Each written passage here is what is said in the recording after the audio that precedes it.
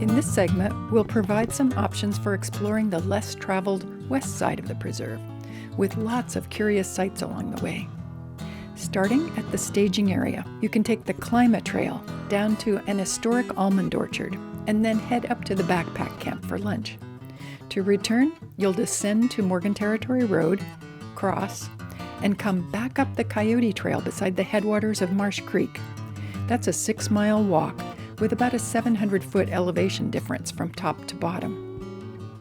If you're feeling more ambitious, you can add 3 miles and 300 feet in elevation by going from the backpack camp to the top of Highland Ridge, circling back on the Raven and Fox trails.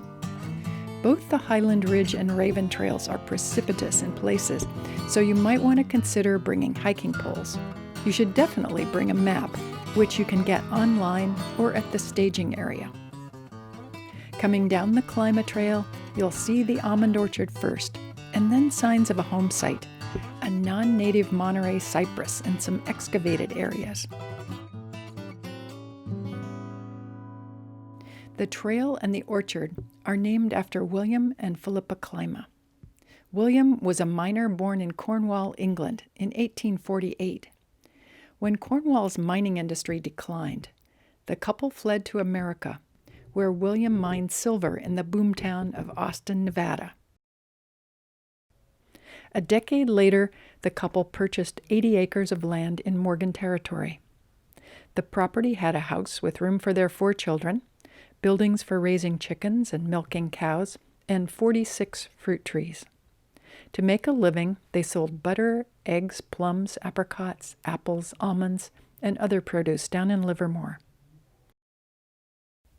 Anne Homan's 2001 book, The Morning Side of Mount Diablo, is a comprehensive history of the Morgan Territory area. Not just the park, but the people who've lived along Morgan Territory Road. It's not a mission-oriented book, but it's had an impact.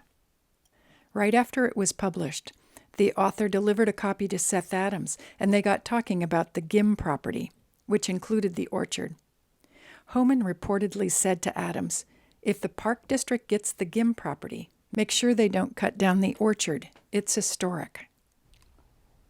Later, when the district was negotiating, the acquisitions chief said to Doyle, "I think we got a deal on Gim. There's just one thing we haven't talked about. They want to cut down the almond trees for firewood. It's non-native. I figure it's okay." And he says, "No, that orchard has its own chapter in this new book. You need to go back and make sure we save the orchard too." And that was how the 135-year-old Clyma almond orchard was saved. From the orchard, the Highland Ridge Trail will lead you up and over Epperson Ridge to the backpack camp. This is a good place to hop up to the top of Roger Epperson Ridge. My favorite view is the Roger Epperson Ridge, and you're looking right at Mount Diablo and its peaks. It has an unobstructed view from the higher areas with hardly any houses in sight. You have these heavy woodlands, but then these open vistas of rolling grassland and amazing rock outcrops. It's just a phenomenal landscape. If you're opting for the 6-mile hike, you can head back the way you came and turn left when you get to the junction with the Clyma Trail. If you're opting for the 9-mile hike, no need to backtrack. Just veer right off Rogers Ridge to the continuation of the Highland Ridge Trail. In about 1.5 miles, you'll have reached our high point at an elevation of some 2,300 feet. Just beyond that point and a little downhill, there's a spot where you can sit on some rocks and survey the scene at the top of Highland Ridge.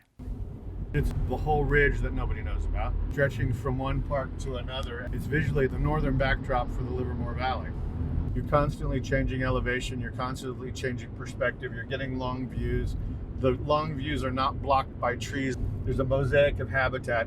Everything about it is interesting and varied, and you can get some level of perspective that you're not the center of the universe. Big open landscapes like this open your mind.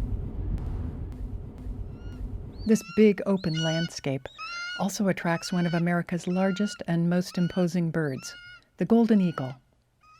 Some of the eagles you might see out here are flying from the Central Valley to the coast. Others are attracted to the Diablo Range's north-south trending ridges. Nearly constant winds form standing waves of air along these ridges.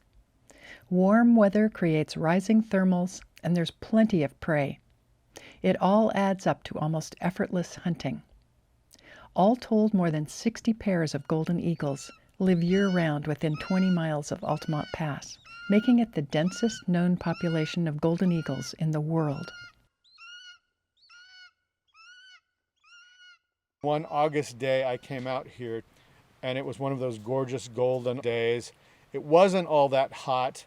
I was hiking overland from the staging area directly west to the peak of Highland Ridge across this dry golden landscape. And when I got up there, it was a complete surprise to me because there are all these little gnarled bays and oaks along the ridgeline there, and there were these little gardens of bright green, newly germinated grass under all of these trees. And it took me a minute to realize that they were there because Highland Ridge and the ridge to the south of Livermore funnel the fog from the bay through Altamont Pass. It turns out in the summer, enough fog drip happens that a lot of grass germinates. The birds and the deer and the cattle eat it over the next 3 or 4 days, and it disappears again, only to happen again after the next big fog. So you get these amazing midsummer, beautiful green grass gardens up along ridge tops that comb the fog out of the air.